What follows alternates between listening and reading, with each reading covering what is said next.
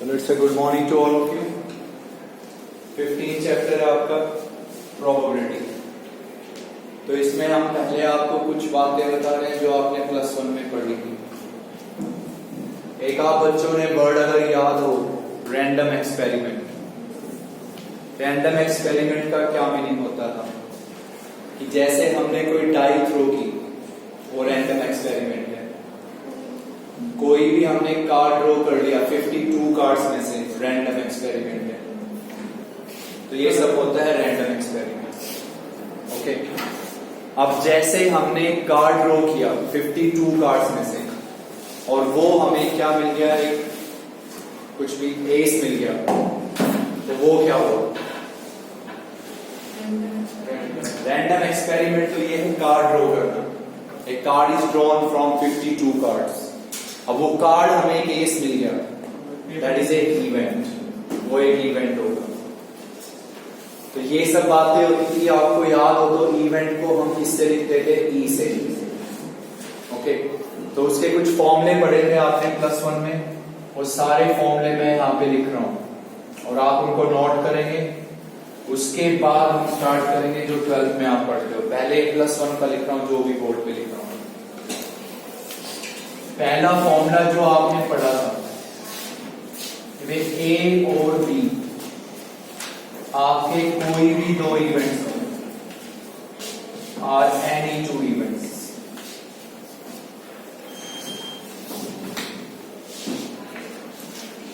A and B are any two events associated with same random experiment।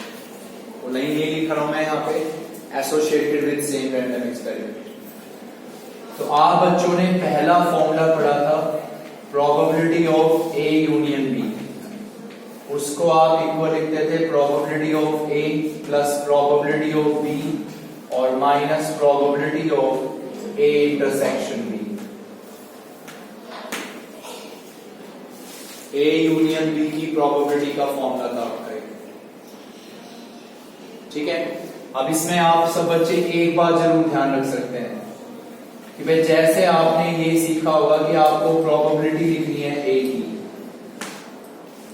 Probability लिखनी है किसी event की, तो क्या फॉर्मूला होता था?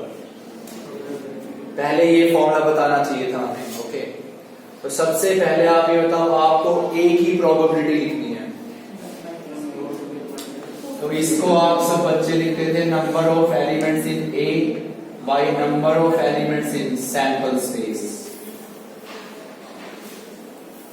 प्रोबेबिलिटी ऑफ E लिखते थे हम वहां पे number of element in E bye number of elements in sample space.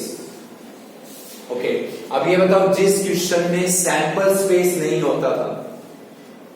Okay, sample space किसमें होता है? डाई में होता है, क्वाइन में होता है। तो जिसमें सैंपल स्पेस नहीं होता था वहां हम लिखते थे number of cases, number of cases favourable to a, favourable to a. और डिनोमिनेटर में हम लिखते थे total number of cases, total number of cases. तो पहले तो ये फॉर्मूला ध्यान होना चाहिए, किसी भी इवेंट की प्रोबेबिलिटी लिखनी है तो number of elements in A bye number of elements in sample space. अगर आपको उसमें सैंपल स्पेस नहीं पता तो आप इससे लिखेंगे प्रोबेबिलिटी। उसके बाद आपका ये फॉर्मूला है, थर्ड फॉर्मूला। थर्ड फॉर्मूला है कि मैं आपसे ये कहूं कि आपके जो ए और बी हैं वो दोनों के दोनों इवेंट्स आपके डिसजॉइंट इवेंट्स हैं। कि if A and B are disjoint events, तो डिसजॉइंट का मीनिंग ही क्या होता है? डिफरेंट। ओके, तो ये बताओ कि जब ये दोनों इवेंट्स कैसे इवेंट हैं? डिफरेंट है, तो इनमें कुछ कॉमन नहीं होगा। ओके, तो उस केस में आपका A इंटरसेक्शन B किसके इक्वल होगा? 5A, क्योंकि वो दोनों इवेंट्स है डिसजॉइंट इवेंट्स। तो उस केस में आपकी किसकी प्रोबेबिलिटी? A यूनियन B की। वो आप लिख सकते हैं probability of A plus probability of B. Now tell me what is the probability of A intersection B? Not 5, 0. आपके सामने तभी ये फॉर्मूला लिखा है मैंने. किसकी प्रोबेबिलिटी लिखोगे? A intersection B की. तो number of elements in A intersection B 0. So that's why it is 0. 5 थोड़ी ना कहोगे. 5 तो सेट होता है. प्रोबेबिलिटी एक नंबर होता है. क्लियर है ये दो बातें? चलिए, फोर्थ फॉर्मूला आप सब बच्चों को पता है कि किसी भी इवेंट की प्रोबेबिलिटी या तो 0 होगी या 1 होगी या 0 और 1 के बीच में होगी. इस रेंज से कभी भी बाहर नहीं जाएगी. प्रोबेबिलिटी या तो 0 होगी या 1 होगी या 0 1 के बीच में होगी.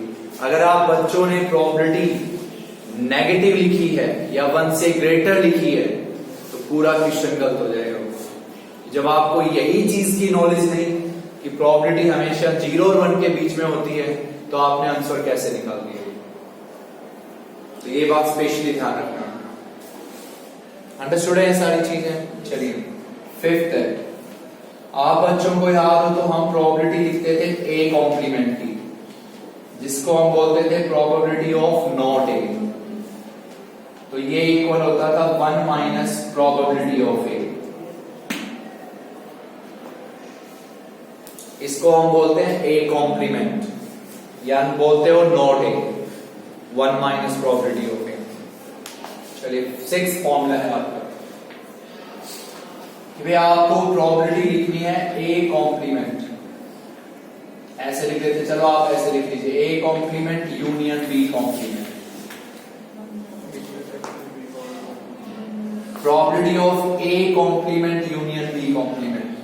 तो आप बच्चों को +1 में डी मॉर्गन्स का पढ़ाया गया था, प्रोबेबिलिटी में भी पढ़ाया गया था और सेट्स में भी पढ़ाया गया था, दोनों केसेस में. वो ये कहता है कि आप इस नंबर को ये लिख सकते हो A इंटरसेक्शन B का होल कॉम्प्लीमेंट. इस वर्ड को आप ये लिख सकते हो और इसको आप हम लिख सकते हैं 1 minus probability of A intersection B. चलिए, 7th फॉर्मूला इसी पे बेस्ड है जो आप में से कोई भी बच्चा सोच पाएगा. A complement intersection B complement. इसको हम लिखेंगे probability of A union B का whole complement and this is 1 minus probability of A union B.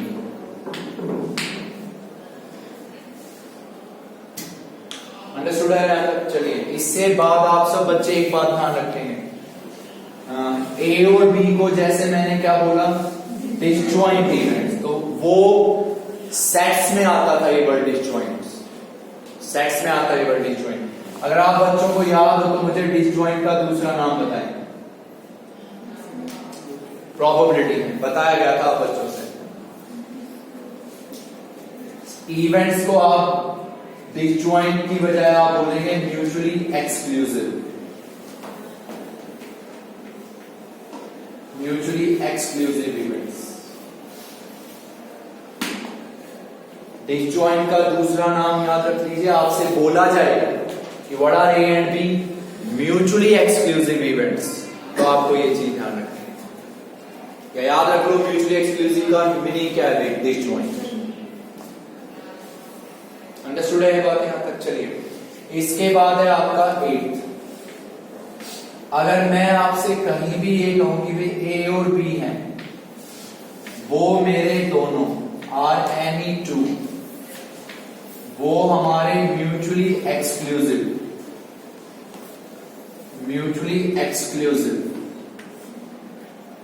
और एग्जिस्टिव इवेंट्स हैं. Mutually exclusive and exhaustive events. तो उस केस में आप क्या लिख सकते हो? म्यूचुअली एक्सक्लूसिव और एग्जिस्टिव इवेंट्स. तो आप बच्चों को ये तो पता चल गया what is the meaning of mutually exclusive, what is intersection 5. अब मैं आपको बता रहा हूं किसका मीनिंग, एग्जिस्टिव इवेंट्स. तो अगर आपके ये दोनों इवेंट एग्जिस्टिव इवेंट्स हैं तो इसका मीनिंग है A और B का यूनियन वो आपका सैंपल स्पेस के इक्वल है। तो अगर आपसे मैं कहीं भी ये कह दूं कि भाई ए और बी हैं, वो मेरे म्यूचुअली एक्सक्लूसिव के साथ साथ एडजस्टिव इवेंट्स भी हैं, तो उस केस में आपका ये फॉर्मूला होगा भी, probability of A is equal plus probability of B is equals to 1. Can you tell me what is the probability of sample space? 1.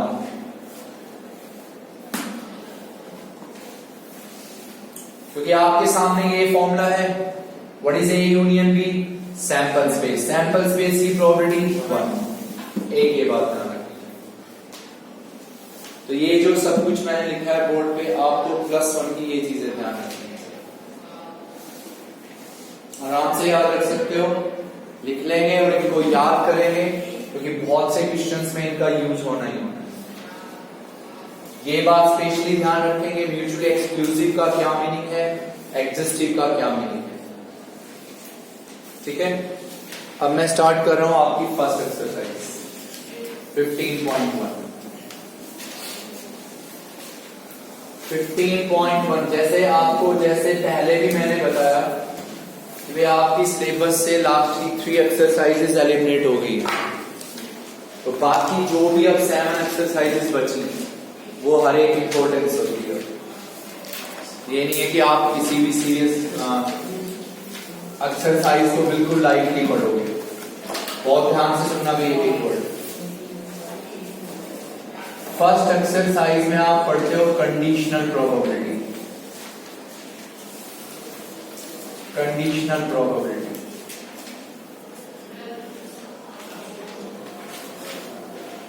Conditional probability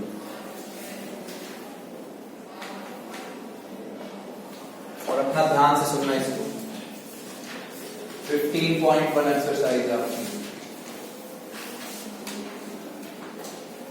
पूरी डेफिनेशन में लिख रहा हूं यहां पे, और प्लीज ध्यान से समझने की कोशिश करना। Let A and B are any two events.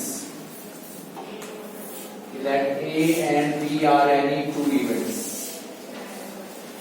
associated with same random experiment. Associated with same random experiment.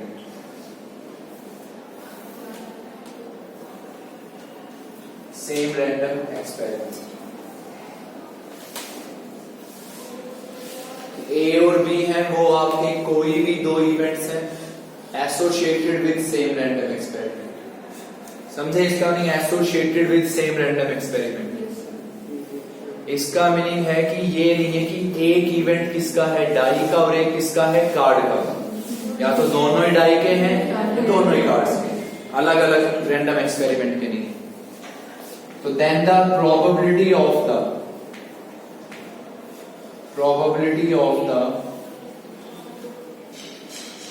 occurrence of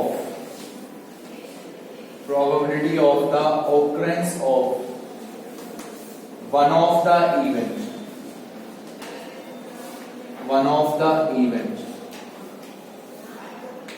if it is known that other has been already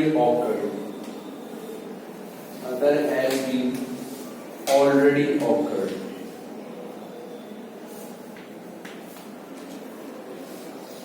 is given by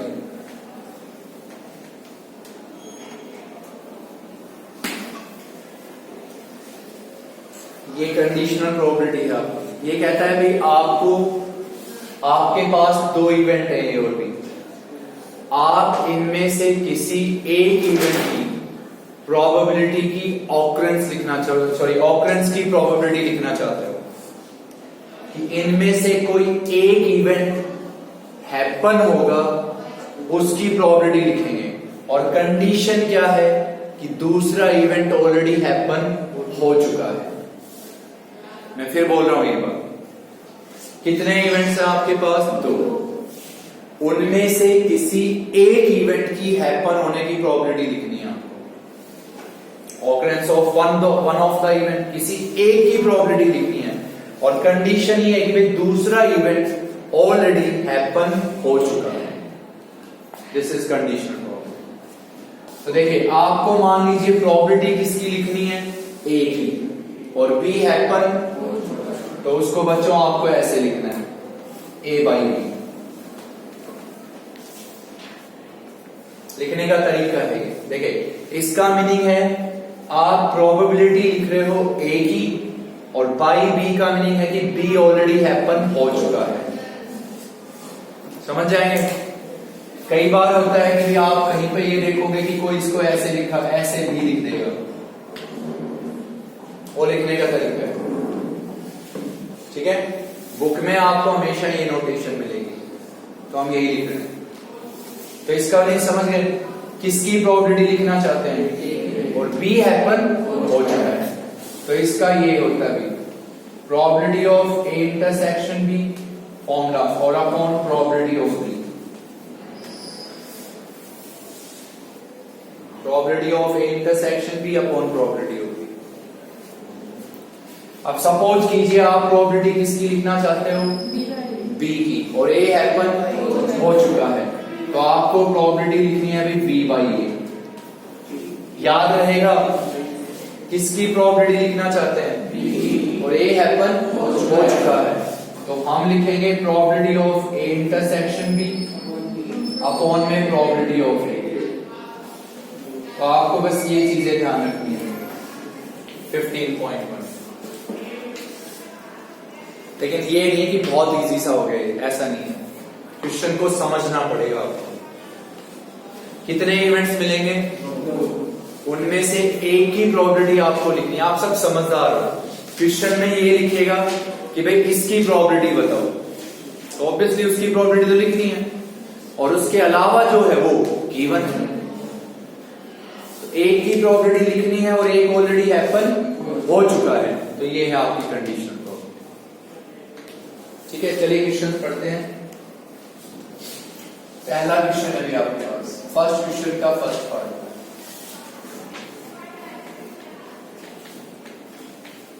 probability of ए है 7/30, probability of B हो गया भाई 9/30, और probability of A intersection B वो आपका हो गया भाई 4/30। तो इसमें आप बच्चों को ये लिखना है what probability of A by B, probability of A by.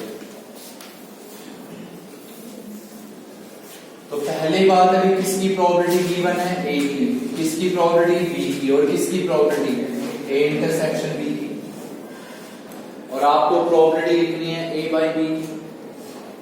तो इसका मैं फिर से बोलिए, आप किसकी प्रोबेबिलिटी लिखना चाहते हो, और बी हैपन हो चुका है, तो इसका फॉर्मूला आपके सामने लिखा हुआ है बोर्ड पे, probability of A intersection B और upon probability of b. What is the probability of A intersection b, 4/30। What is the probability of b, 9/30। तो व्हाट इज योर आंसर, 4/9।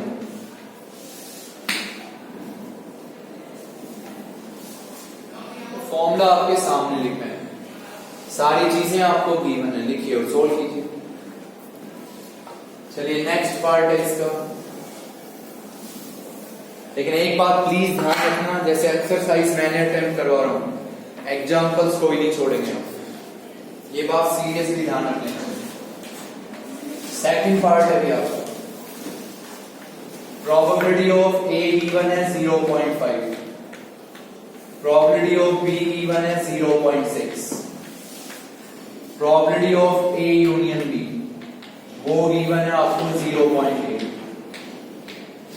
तो इसमें आप बच्चों को प्रोबेबिलिटी फाइंड करनी है ए बाई बी की, और प्रोबेबिलिटी फाइंड करनी है आपको बी बाई ए की।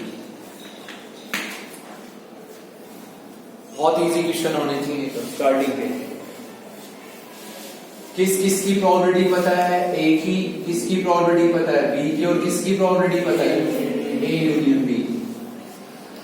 तो अभी आपको जो फॉर्मूले हमने लिखवाए, उन फॉर्मूले में आपको ये पता है कि अगर आपको ये तीन कंडीशंस पता है तो बाय फर्स्ट फॉर्मूला आप इसकी प्रॉपर्टी निकाल सकते हैं, ए इंटरसेक्शन बी की।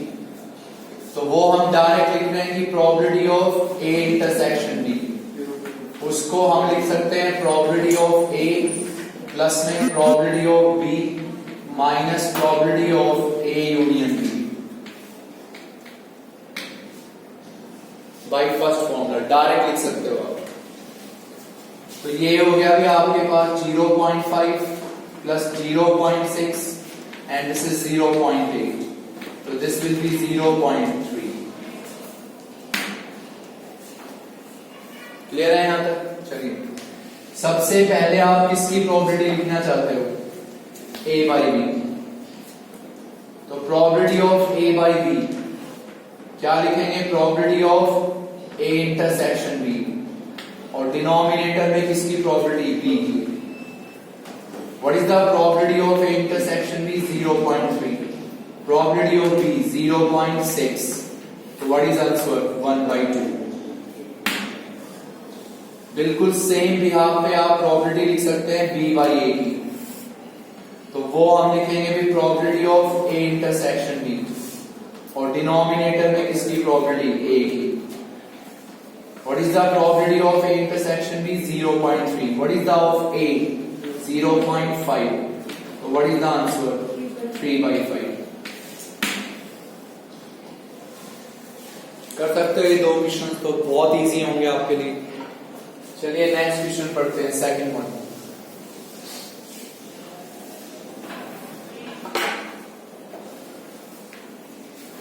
सेकंड में ये लिखा हुआ है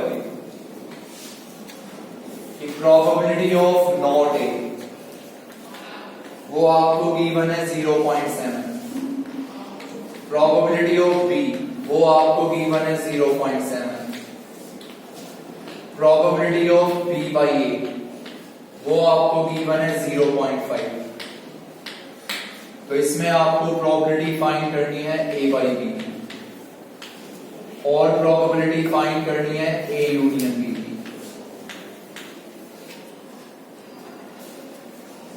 बहुत इजीली कर सकते हैं अगर आपको फॉर्मूले याद है तो। देखें किसकी प्रोबेबिलिटी है? Not A. What is the meaning of not A? A complement, अभी बताया गया आप बच्चों से।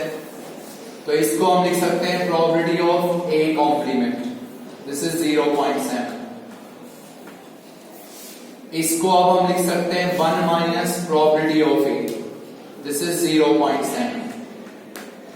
तो यहां से प्रोबेबिलिटी ऑफ ए कितना आएगा हमारे पास? 0.3। नॉट ए सबको याद हो गया? A complement, probability of A complement ये होता है probability of A. Okay, A की प्रोबेबिलिटी पता चल गई आपको, बी की प्रोबेबिलिटी पता है। अब आप बच्चों को इसकी प्रोबेबिलिटी पता है, तो what is the probability of B by A? Probability of A intersection B upon probability of A, and this is 0.5।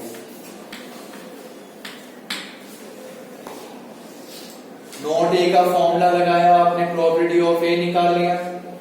अब आप इसका फॉर्मूला सबको पता है, लिखिए और सोल्व कीजिए। What is the probability of a? 0.3। Put here, तो what is the probability of A intersection b? बोलिए। 0.15। अब आप बच्चे ये बताएं क्या आप इनकी प्रोबेबिलिटी लिख सकते हैं या नहीं? इसकी probability, probability of upon probability of B, probability of A union B, probability of A plus probability of B minus probability of A intersection B. अब आगे जितने भी क्वेश्चंस हैं वे प्लीज उनको अपना ध्यान से सुनना। स्टेटमेंट के क्वेश्चंस हैं और उनको अपना अच्छे से ऑब्जर्व करना कि वे कैसे आपसे पढ़ाया जा रहा है। चलिए थर्ड क्वेश्चन में, थर्ड में लिखा गया कि ये die is rolled, a die is rolled if the outcome is an even number, if the outcome is an even number. If the outcome is an even number, so what is the probability? What is the probability that it is a prime number? What is the probability that it is a prime number?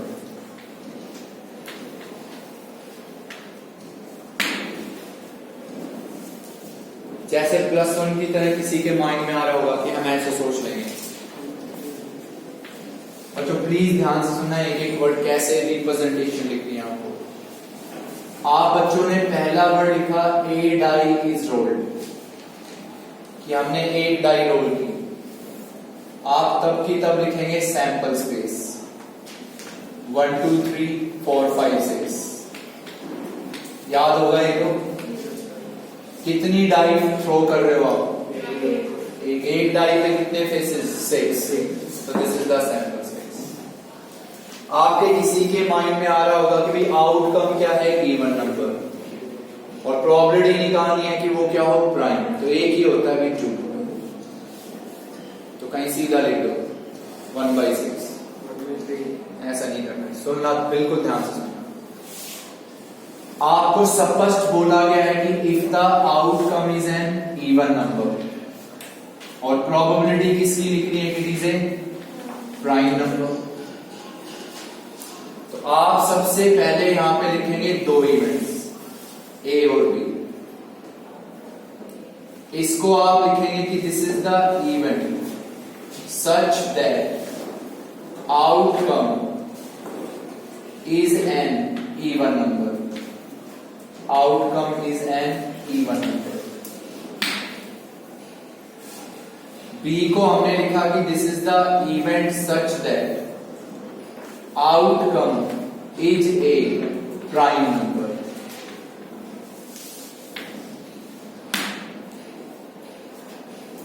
क्योंकि इस exercise में आप ये सीख रहे हो कि कितने इवेंट्स होंगे? 2, और उनमें से किसी एक की प्रोबेबिलिटी लिखनी है और दूसरा हैपन हो चुका है। तो outcome is an even number, उसको आप ए नाम दो। It is a prime number, उसको आप बी नाम दो। चॉइस आपकी, चाहे इसको ए नाम दो चाहे इसको बी, चाहे इंटरचेंज कर दो, कोई फर्क नहीं पड़ता। अब आप बच्चे ये बताएं, ध्यान से सोचिए। आपका ए इवेंट पढ़ा कि आउटकम एज एक इवन नंबर, तो आप सबको पता है कि इवन नंबर क्या क्या होगा? 2 4 6। प्राइम इवन नंबर नहीं आना चाहिए, वो बताऊंगा मैं, सुनना ध्यान से। तो सबसे पहले आपने लिखा a is an outcome is an even number. तो इवन नंबर कौन कौन है इसमें? 2 4 6। फिर बी में हमें क्या लिखना है कि outcome is a prime number. तो प्राइम नंबर बताएंगे 2 3 5। अब आप इन दोनों का क्या लिखेंगे? इंटरसेक्शन। तो जो अभी आपने पूछा था दैट इज इंटरसेक्शन। इंटरसेक्शन का मीनिंग जो दोनों में कॉमन हो। कॉमन का मीनिंग जो आपका इवन भी हो और प्राइम भी हो, दैट इज 2।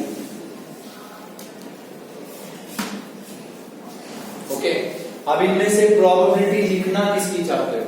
ए की या बी की? बी की।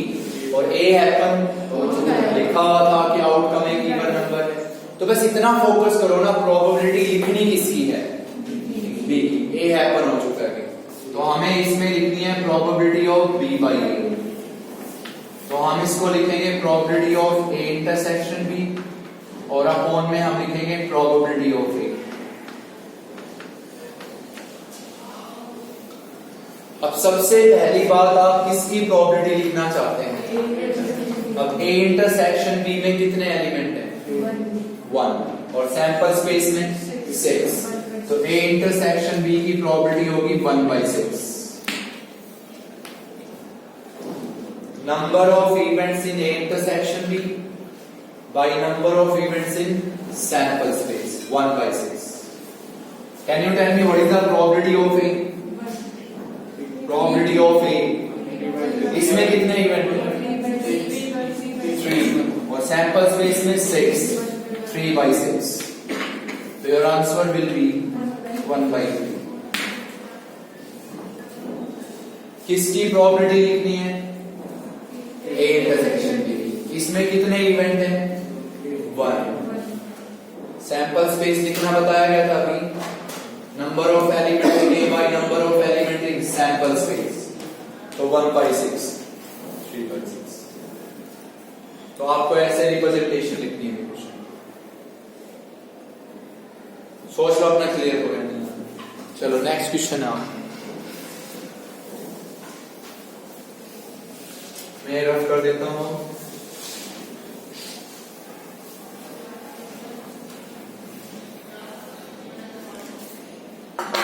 नेक्स्ट में है कि coin is tossed 3 times. 4 question आपका, क्वाइन इज टॉस्ड 3 टाइम्स।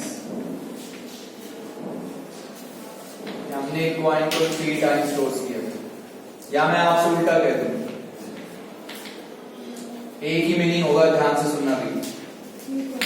एक क्वाइन इज टॉस्ड 3 टाइम्स, या फिर 3 क्वाइंस आर टॉस्ड साइमल्टेनियसली। हम एक क्वाइन को 3 बार टॉस करें या 3 क्वाइंस को एक साथ टॉस करें, सेम मीनिंग। फिर आप बच्चों को ये 2 इवेंट्स गिवन है। पहला पार्ट लिखना है, ये लिखा है अभी heads on third toss, heads on third toss. F लिखा है कि this is your heads on first 2 tosses, heads on first 2 tosses.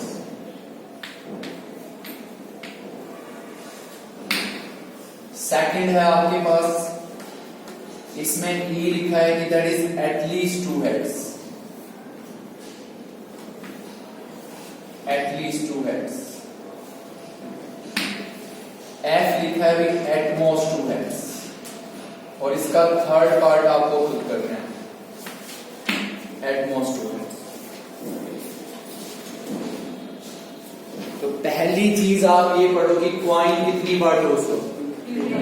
तो भाई सबने पढ़ा +1 में कि क्वाइन 1 बार टॉस हो, 2 बार हो, 3 बार हो, इवन 4 बार भी हो, तो हम उसका सैंपल स्पेस लिख सकते हैं। तो हमने पढ़ा क्वाइन कितनी बार टॉस हुआ, 3 टाइम्स। तो पहले हम लिखेंगे सैंपल स्पेस। पहले आप लिख दो H, कोई भी लिख सकता है H। फिर एक बार यहां T लिख दो, HHT। नेक्स्ट टाइम यहां T लिख दो, HTT, सॉरी HTH। फिर नेक्स्ट टाइम यहां दोनों जगह लिख दो HTT। H लिखा है, एक बार यहां T लिख दो, एक बार यहां लिख दो, एक बार दोनों जगह लिख दो। पहला ग्राफ हम लिख देंगे T। नेक्स्ट में यहां H लिख दो भाई, TTH। नेक्स्ट में यहां H लिख दो, THT। और नेक्स्ट में इन दोनों जगह H लिख दो, THH। This is your sample space. सबको याद है क्वाइन अगर एक बार टॉस होता है तो सैंपल स्पेस में कितने इवेंट होते हैं? 2 बार हो तो 4, 3 टाइम्स हो तो 8, 4 टाइम्स हो तो 16, 2 की पावर। अंडरस्टूड है यहां तक? चलिए पहला केस पढ़ते हैं। पहले केस में आपका इवेंट E है। इवेंट ने कहा है भी आपका हेड होना चाहिए थर्ड टॉस पे। तो इनमें से वो इवेंट ढूंढिए जिनमें आपका हेड थर्ड टॉस पे है। H, HTH, TTH और THH। आपके सामने सैंपल स्पेस है, इनमें से वो इवेंट सर्च करो जिनमें आपका हेड थर्ड टॉस पे है। F कहता है भी आपका हेड होना चाहिए फर्स्ट 2 टॉसेस पे, हेड्स ऑन फर्स्ट 2 टॉसेस। तो ये हो गया H, HHT, बस दैट्स ऑल।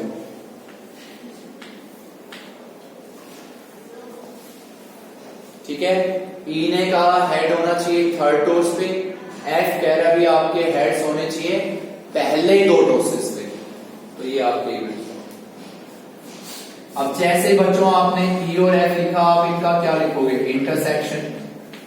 तो इंटरसेक्शन में सिर्फ आपका एक कॉमन है, H।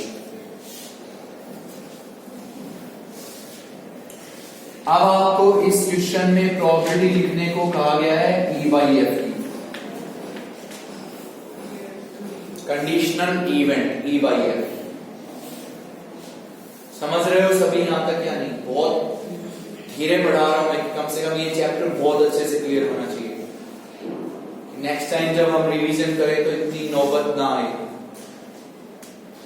अंडरस्टूड हो गया? ओके। अब आप इसको लिखेंगे किसकी प्रोबेबिलिटी? E इंटरसेक्शन F, और डिनोमिनेटर में किसकी प्रोबेबिलिटी? F की। तो what is the probability of E intersection F? 1/8। इसमें कितने इवेंट है? सैंपल स्पेस में 8, 1/8। F में बताएं आप 2, तो बच्चों 2/8। तो व्हाट इज आंसर? 1/8। तो पहले पार्ट का आंसर है भाई आपका 1/8।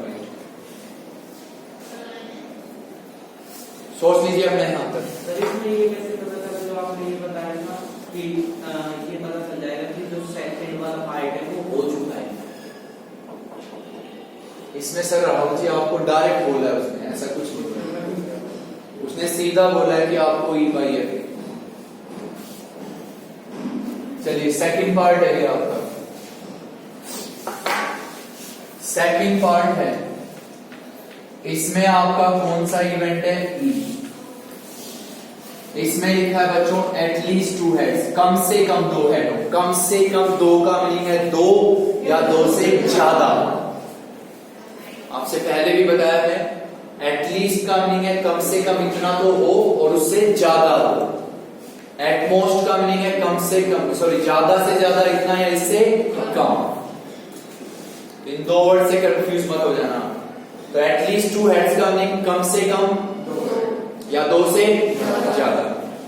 तो बच्चों ई में कौन कौन से आएंगे? ट्रिपल एच, फिर लिखेंगे HHT, HTH और THH। कि वो इवेंट्स लिखिए जिनमें आपके कम से कम 2 हेड, ठीक है। फिर आप लिखेंगे भी F। F ने क्या कहा? एटमोस्ट 2 हेड्स, ज्यादा से ज्यादा 2 हेड हो। अब ज्यादा से ज्यादा 2 हेड्स करनी है, 2 हो, 1 हो या 1 भी ना हो। 2 हो, 1 हो या 1 भी ना हो, तो आप सिर्फ ट्रिपल एच को छोड़ दीजिए। बाकी सब ऐसे इवेंट हैं जिनमें 2 हेड है या 1 है या 1 भी नहीं है। तो आप यहां पे लिख देंगे फटाफट HHT, फिर लिख देंगे बच्चों आप HTH, HTT, फिर आपका ट्रिपल T, फिर ये हो गया आपका TTH, फिर हम लिखेंगे THT और फिर हमने लिखा THH। समझ गए इन 2 वर्ड्स का मीनिंग? अगर आप बच्चों को ये दोनों वर्ड्स क्लियर हैं, what is the meaning of at least and what is the meaning of at most, तो आप इसका थर्ड पार्ट खुद ट्राई करेंगे। उसमें टेल्स का जिक्र है, यहां हेड्स का। क्लियर हो? अब आप इन दोनों का क्या लिखेंगे? इंटरसेक्शन। तो इंटरसेक्शन में बच्चों 3 नंबर कॉमन आएंगे, HHT, HTH और THH। अब इसमें भी आपको प्रोबेबिलिटी किसकी लिखनी है? E/F की। तो इसको हम लिखेंगे किसकी प्रोबेबिलिटी? E इंटरसेक्शन F, और डिनोमिनेटर में किसकी प्रोबेबिलिटी? F की। ओके, तो tell me what is the probability of E intersection F? 3/8। What is the probability of F? 7/8। तो answer is 3/7। E intersection F कितने इवेंट है? 3। सैंपल स्पेस में 8, 3/8। इसमें 7/8। तो नो डाउट आप इसका थर्ड पार्ट खुद लिख सकते हो अगर आपको ये 2 वर्ड्स क्लियर हो गए। चलिए 5th क्वेश्चन है आपका, सेम यहां पे अभी।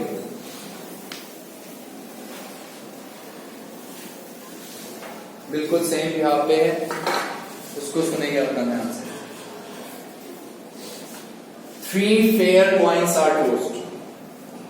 अभी बताया गया था आपसे 1 coin is tossed 3 times या 3 coins are tossed once, एक ही बात है। This is the sample space.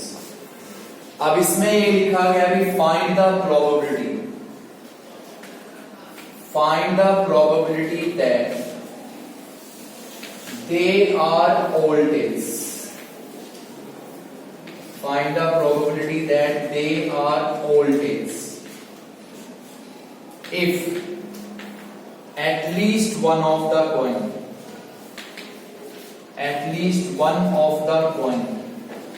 shows a tail. At least one of the coin shows a tail.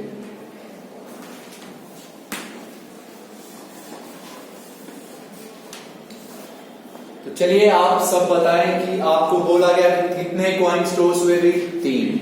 अब 3 कॉइन टॉस हुए, आपने सैंपल स्पेस लिख दिया यहाँ पे, वो तो लिख सकते हो नो डाउट। तो बच्चों इसमें प्रोबेबिलिटी निकालनी है आपको कि दे आर ऑल टेल्स, इसकी प्रोबेबिलिटी निकालनी है आपको। If at least one of the coin shows a tail, ये आपको गिवन है, यानी जो हैपन हो चुका है। प्रोबेबिलिटी किसकी लिखनी है? दे आर ऑल टेल्स, इसकी प्रोबेबिलिटी लिखनी है they are all tails. If meaning जो चीज गिवन है, जो हैपन हो चुका है, at least one of the coin shows it. तो बच्चों इस इवेंट को आप ऐसे लिखेंगे, ऐसे नहीं, आप आदत खराब कर लोगे अपनी। मेरी तरह कहीं मैंने ये लिख दिया, अभी आप भी ऐसे लिख दो, लिखोगे। ए को हमने लिखा भाई this is the event such that all coins shows tails, all coin shows tails. B हम लिखेंगे कि this is the event such that at least one of the coins shows a tail, at least one of the coins shows a tail, at least one of the coins, चलिए ऐसे लिख देते हैं shows it।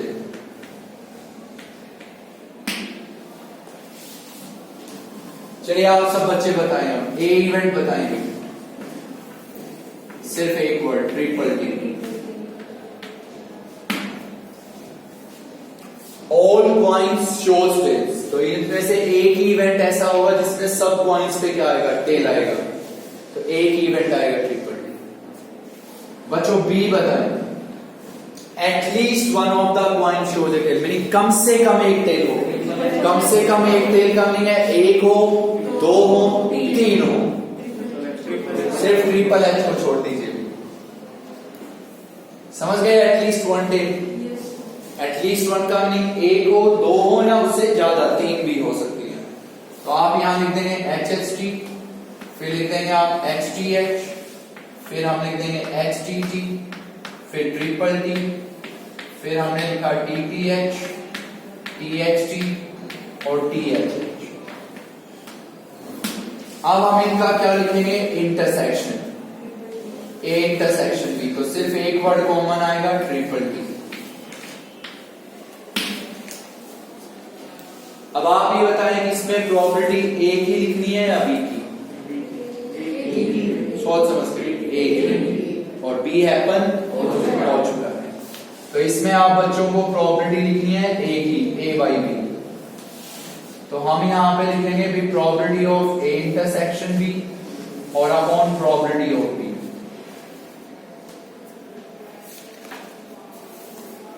समझ गए किसकी probability लिखनी है, कौन हैपन हो चुका है? Tell me what is the probability of A intersection B? 1/8। What is the probability of B? 7/8। तो बच्चों ए इंटरसेक्शन बी की क्या होगी? 1/8, बी की क्या होगी? 7/8। तो व्हाट इज योर आंसर? 1/7। तो आई होप कुछ आइडिया क्लियर हुआ होगा यहां से। अब चलिए नेक्स्ट क्वेश्चन पढ़ते हैं। 6th क्वेश्चन है आपका, उसको समझे अपना ध्यान से। A die is thrown twice। आपकी कोई भी एक डाई है और उसको हमने थ्रो किया भी twice. A die is thrown twice।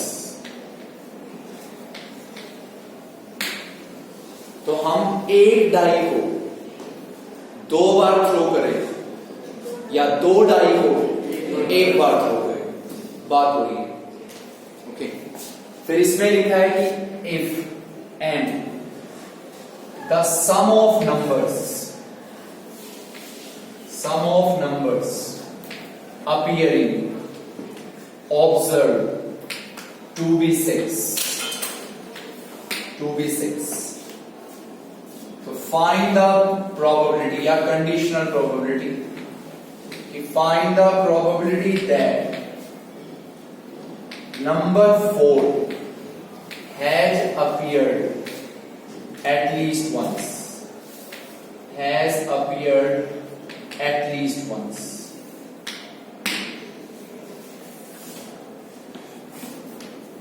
तो अपना ध्यान से सुनना please. A die is thrown twice, अगर डाई एक बार थ्रो होती है एक बार, तो कितने इवेंट होते हैं सैंपल स्पेस में? 6। अब डाई कितनी बार थ्रो हो रही है तो सैंपल स्पेस में 36। लिखने की जरूरत नहीं है, कहीं सोचोगे 36 लिख देंगे तो एक नंबर मिल जाएगा, हाफ मिल जाएगा, कुछ नहीं मिलना, माइंड में होना चाहिए सिर्फ। तो आप लिखेंगे number of elements in sample space, कितने हो जाएंगे? 36। बस याद होने चाहिए माइंड में, याद होंगे 1 1 1 2 1 3 1 4 1 5 वो वाले। अब इसने बोला है कि जो, अच्छा ये बताइए कि जो भी आपको 36 इवेंट्स लिखते हो उसमें से हर इवेंट में कितने नंबर होते हैं? 2 पेयर्स होते हैं, वो ऑर्डर्ड पेयर्स होते हैं सारे, 2 नंबर होते हैं। तो सम ऑफ द नंबर्स अपीयरिंग वो है 6। डाई कितनी बार थ्रो कर रहे हो तो नंबर्स कितने आएंगे? 2 ही आएंगे, और उन दोनों नंबर्स का सम कितना आ रहा है? 6 आ रहा है। तो प्रोबेबिलिटी निकालो कि उन 2 नंबर्स में आपका 4 कम से कम एक बार जरूर आएगा। क्वेश्चन समझे मैंने क्या कहा? डाई कितनी बार थ्रो हुई, फिर बोलिए तो कितने नंबर्स आएंगे? 2 आएंगे भाई, एक बार पहली बार आएगा, ये दूसरी बार आएगा, तो दोनों का सम कितना है? दोनों नंबर्स का 6 है। तो प्रोबेबिलिटी निकालो कि उन 2 नंबर्स में से 4 नंबर कम से कम एक बार जरूर है। ठीक है, तो डाई थ्रो हो गई 2 बार, तो सैंपल स्पेस में 36 इवेंट हो गए। अब बच्चों आप कौन से इवेंट लिख दो? ए और बी। ए को लिख दो कि this is the event such that sum of the numbers observed to be 6. B को लिख दो कि this is the event such that number 4 has appeared at least once.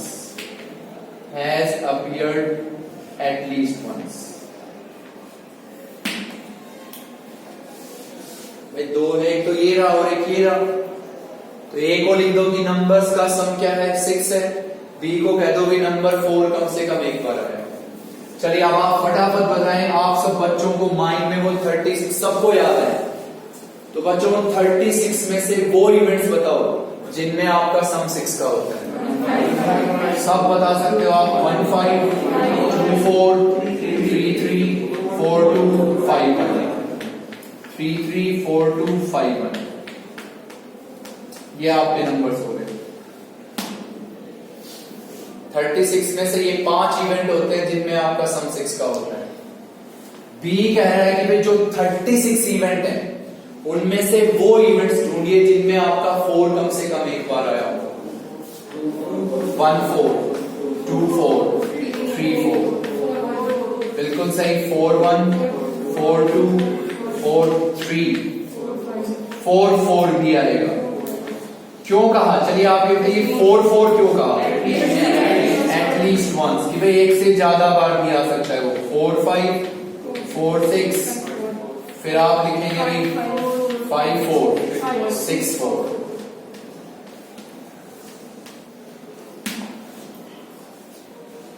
Understood है? वो डजंट मैटर, उसने ये नहीं कहा है कि 4 आपका फर्स्ट थ्रो पे आ रहा है या सेकंड थ्रो पे आ रहा है, ऐसा कोई आइडिया नहीं दिया। बस उसे चाहिए भी कम से कम एक बार 4 जरूर हो। चलिए अब आप इन दोनों का क्या लिखेंगे? इंटरसेक्शन। तो सिर्फ 2 कॉमन होंगे, 2 4 और एक 4 2। अब आप ये बताएं प्रोबेबिलिटी ए की लिखना चाहते हैं या बी की? बी की। ए गिवन है तो आप यहां प्रोबेबिलिटी लिखेंगे बी बाई ए। तो बच्चों इसको आप लिखेंगे probability of A intersection B और डिनोमिनेटर में किसकी probability B? A. What is the probability of A intersection B? बिल्कुल से ऐसे लिखना है 2/36। प्रोबेबिलिटी ऑफ ए 5/36 तो आपका आंसर हो गया 2/5।